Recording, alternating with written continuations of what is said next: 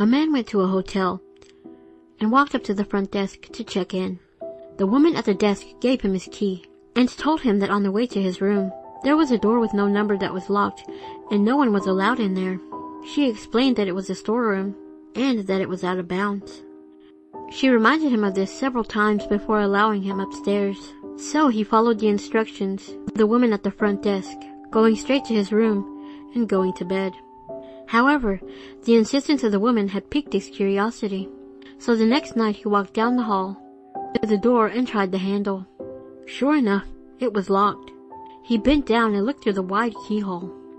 Cold air passed through it, chilling his eye. What he saw was a hotel bedroom, like his, and in the corner was a woman whose skin was incredibly pale. She was leaning her head against the wall, facing away from the door. He stared in confusion for a while. Was this a celebrity? The owner's daughter? He almost knocked on the door, out of curiosity, but decided not to. As he was still looking, the woman turned sharply and he jumped back from the door, hoping that she would not suspect that he's been spying on her. He crept away from the door and walked back to his room. The next day he returned to the door and looked through the wide keyhole.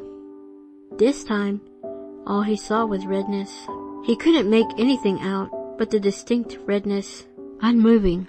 Perhaps the inhabitants of the room knew that he was spying the night before and had blocked the keyhole with something red.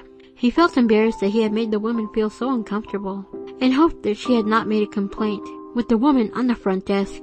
At this point, he decided to consult her for more information. She sighed and said, "Did you look through the keyhole?" The man told her that he had, and she said, "Well, I might as well tell you the story of what happened in that room. A long time ago, a man murdered his wife in there, and we find that even now, whoever stays there gets very uncomfortable. But these people were not ordinary. They were white all over, except for their eyes, which were red."